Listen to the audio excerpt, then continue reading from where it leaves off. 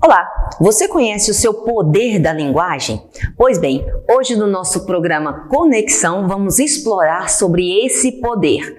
Vem conosco, porque conhecimento é aqui.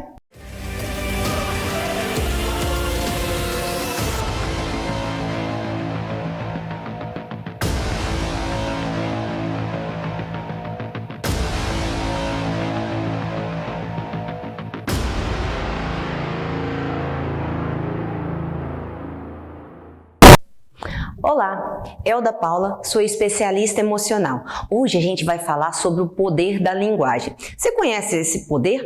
Você usa desse poder, o poder da linguagem?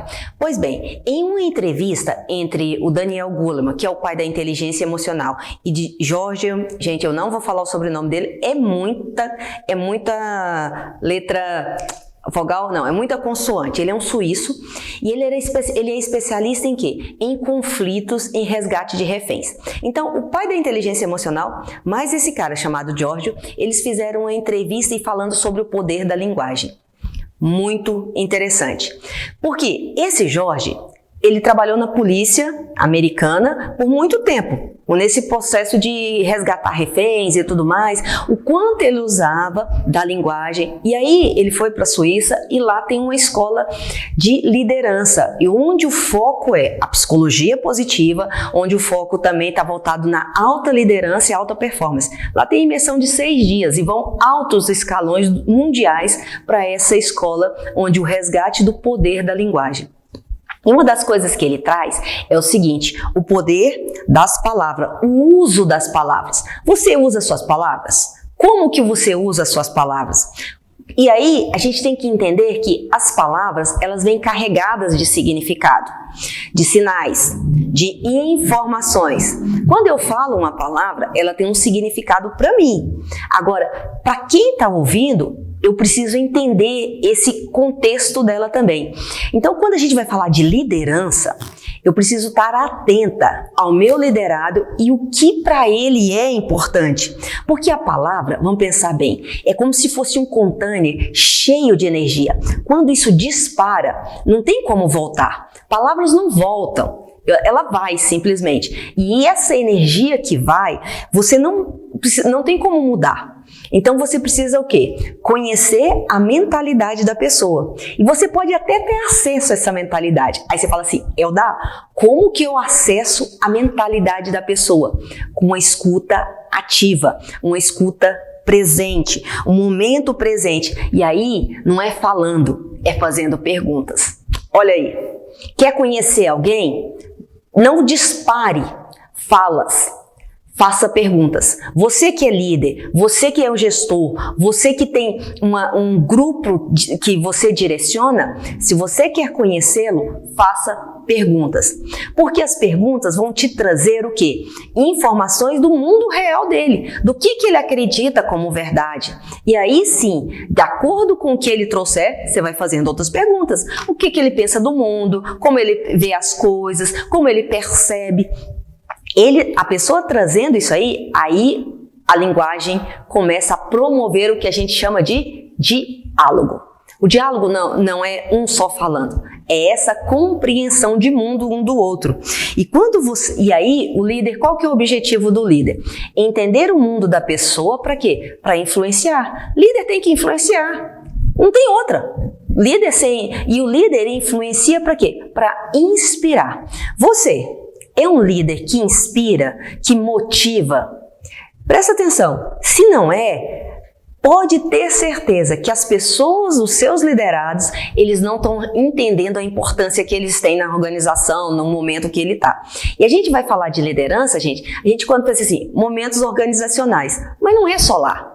No nosso grupo de amigos, na nossa igreja, na nossa academia, sempre tem alguém ali movimentando para liderar. E a gente arrebanha mais pessoas quando a gente percebe e as outras pessoas também percebem que elas são importantes.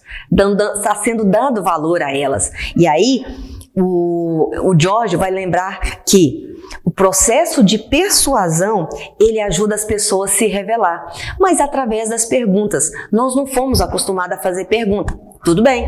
Lembra, nós não nascemos como árvore, então nós podemos aprender, reaprender, desaprender em todo momento, em todas as fases. Para quê? Para que esse processo de persuasão, ele seja também produzido através desse caminho, uma confiança. E a confiança, ela é mútua. Porque eu confio e a pessoa que é liderada por mim também confia em mim. E a gente só confia um no outro quando existe ali uma sincronia de interesses.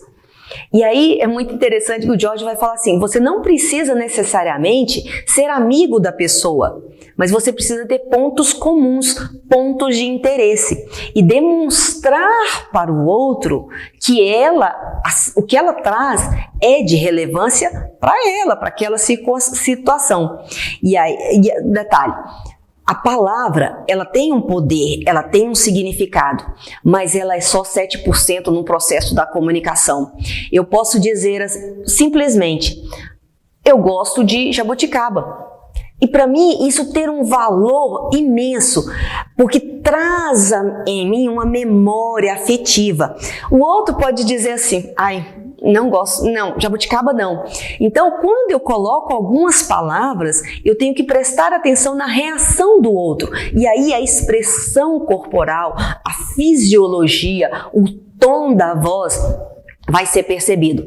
Você que é vendedor, por exemplo, você precisa estar atento ao seu cliente quando você fala algumas coisas, porque o corpo do seu cliente vai estar expressando se ele está gostando, se ele está com pressa, se ele está irritado.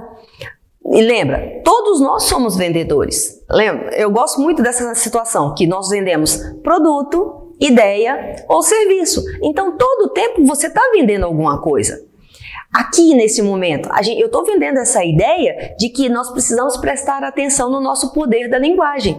Eu não posso chegar aqui e falar que nós vamos conversar sobre motivação meio esmorecido, meio cabisbaixo. Não, isso não funciona. Então, a nossa linguagem é importante.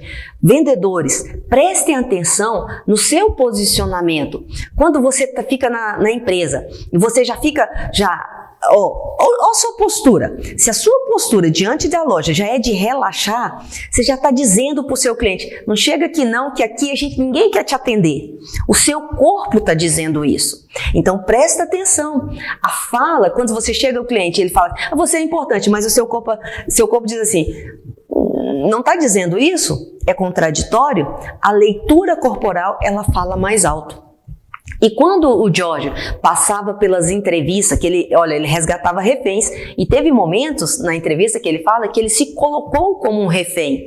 E como que ele conseguia superar, ter bom êxito nessas negociações? Porque ele se colocava no lugar do outro e ele produzia essa empatia, porque a pessoa, o sequestrador, ele sabia, gente, que ia ser preso, ele sabia que dali ele ia ser algemado, ia para cadeia, ele sabia disso. O que faz uma pessoa dessa se entregar? Literalmente o poder de persuasão do outro, o poder de confiança que o negociador deposita no outro, e ali cria-se uma relação. E essa relação, ela é aplicada em todo e qualquer processo de negociação. Ali, o Daniel Goleman e o George estavam falando de reféns. E assim como essas experiências de reféns, isso foi trazido para o mercado corporativo. Então, presta atenção. Quando você vai falar com alguém, observa o seu sentimento. Se você vai falar com alguém e sabe que essa pessoa te provoca raiva, te provoca uma certa decepção, uma murmuração, você já vai com energia baixa. E essa outra pessoa vai perceber. E aí o processo de negociação, que seja o que você estiver negociando, ele vai ficar comprometido. Então, é você que é o responsável pela conversa. É você que é responsável pelo bom desenvolvimento dessa linguagem. E você já sabe. Se você não dá conta, finja. Ensaie antes de conversar. Você sabe que vai ter uma conversa difícil com alguém que te estressa. Ensaie antes. Respire. Passa por processos de respiração e tudo mais. Pensa nos pontos que você vai falar. E outra, imagine como que seria essa entrevista ou essa reunião, como que ela seria, beleza, como que ela seria um êxito para você. Imagina, o poder da imaginação. Pensa numa reunião esplêndida, numa reunião que você vai ficar satisfeito e a outra pessoa também. Só que antes você sabe que essa pessoa te dá trabalho, te desgasta. Mas aí, antes da reunião, você faz todo esse processo. Você vai se surpreender com seus resultados. O poder da imaginação cria em nós um futuro que ainda não alcançamos. E o nosso cérebro, ele é atemporal. Ele não sabe o que é presente e o que é futuro. Ele não tem ideia disso. Então, você pode fazer o quê? Simplesmente imaginar. Isso é legal, não é? Como que a gente é gestor de nós mesmos. E no segundo bloco, nós vamos falar sobre conflitos. Você enfrenta conflitos? Fica aí que será o nosso próximo assunto.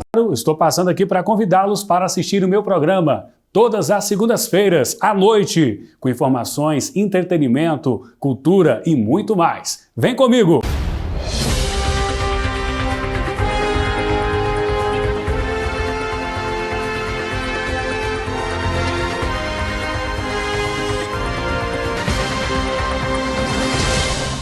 TV Santa Luzia, o melhor é aqui. Panificadora e confeitaria Superpão.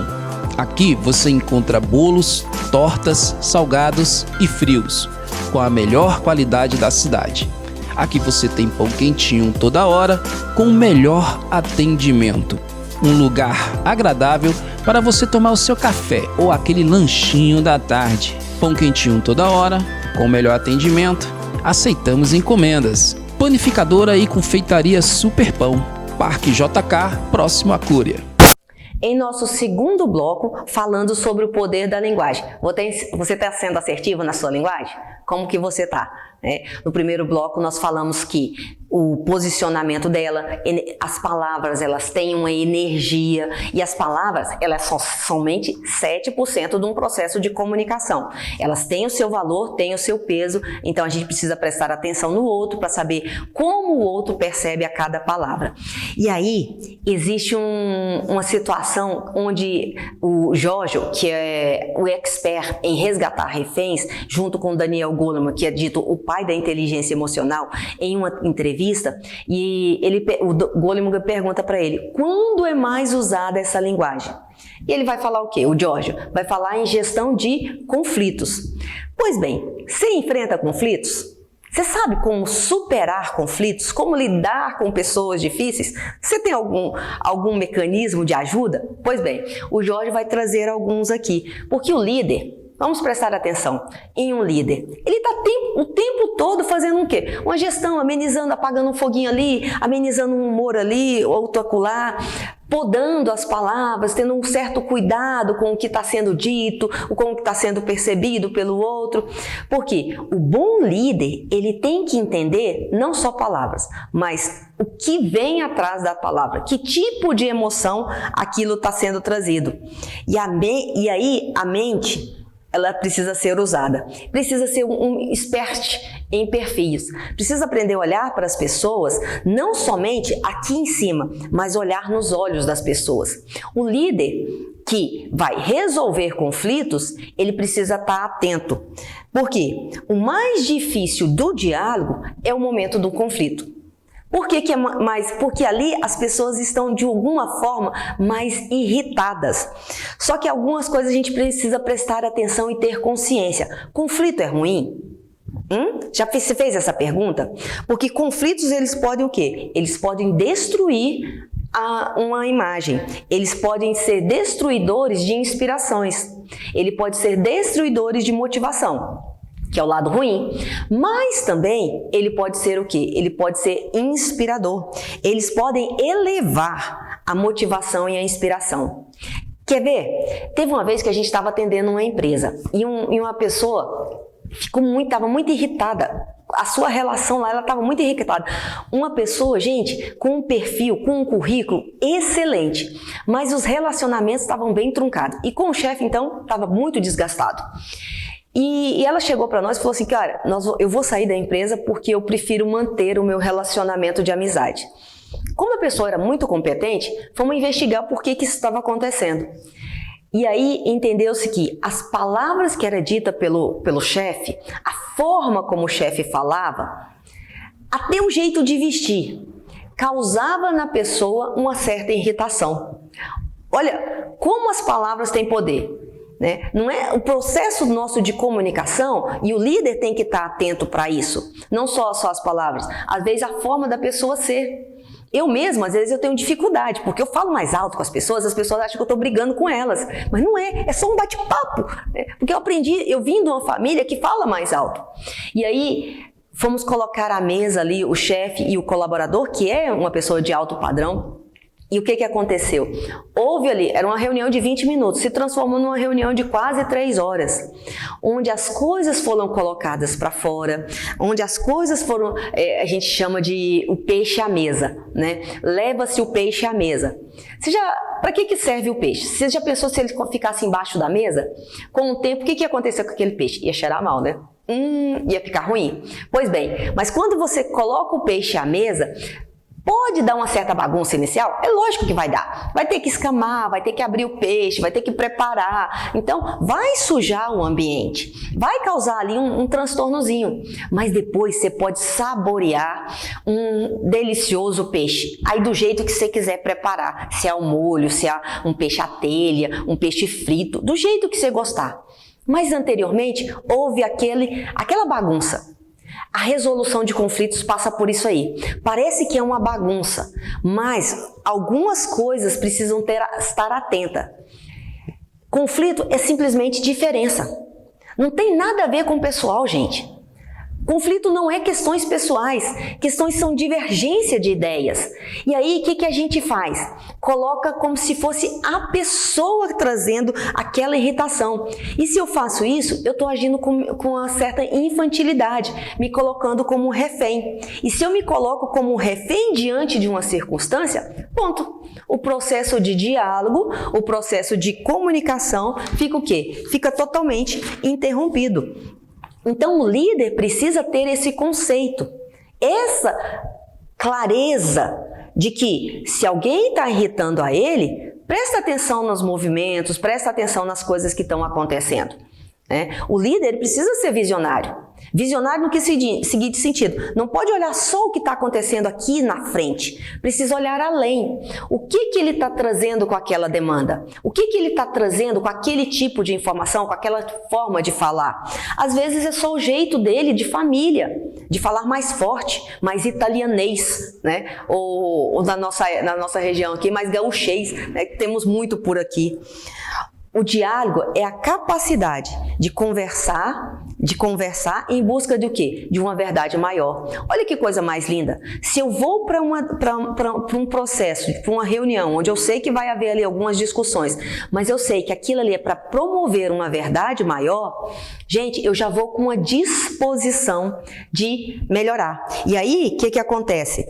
Existe essa outra intenção, que os dois lados de um diálogo, seja ele um diálogo, por exemplo, entre eu e o Roberto aqui, entre eu e você, um diálogo entre duas pessoas ou um diálogo de equipe. Os dois lados, eles precisam estar curiosos e interessados em promover essa verdade maior. Só que existem alguns bloqueios, e eu quero falar de 4 bloqueios aqui bem rapidinhos que impedem essa construção desses diálogos. O primeiro deles é o quê? A passividade. Por exemplo, o que é passividade? O outro lado não se envolver, aí vira monólogo, certo?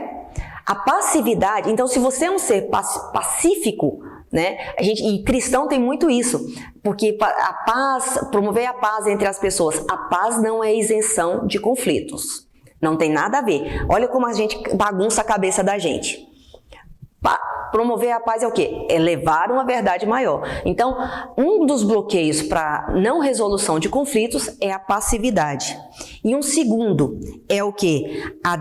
A desconsideração é eu desconsiderar o outro. E como que eu desconsidero o outro? Quando alguém está conversando comigo, eu vou olhar para o teto, eu vou olhar para o chão, eu vou olhar para o outro lado, eu vou mexer no celular, eu vou fazer qualquer outra coisa que não é estar atento à pessoa, não olhar nos olhos. E aí, a outra parte, seja ela qual for, vai o quê? Vai bloquear. Então, nós vemos aí, primeiro bloqueio é a passividade, segundo bloqueio, a desconsideração, e a desconsideração pode vir até em piada, não somente na forma de falar.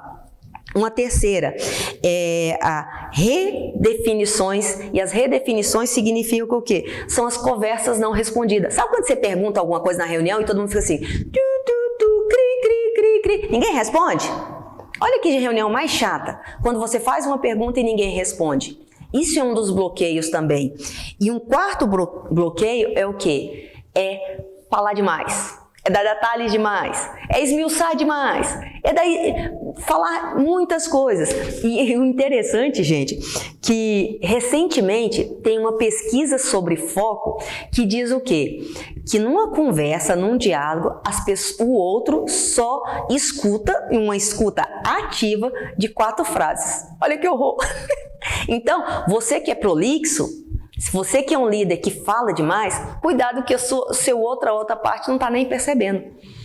Somente 4 frases. Então, você como líder, ou você que quer ser ouvido, nós não estamos falando aqui de uma palestra, que aí vai existir outros fatores. Nós estamos falando de diálogo, de informação, para a pessoa gravar.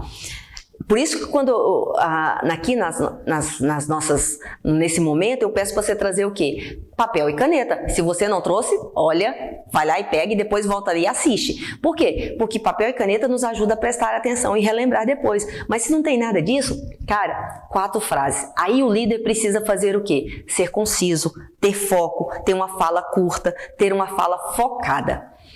E isso é o quê? Treino. Tudo que você treina fica bom. Tudo.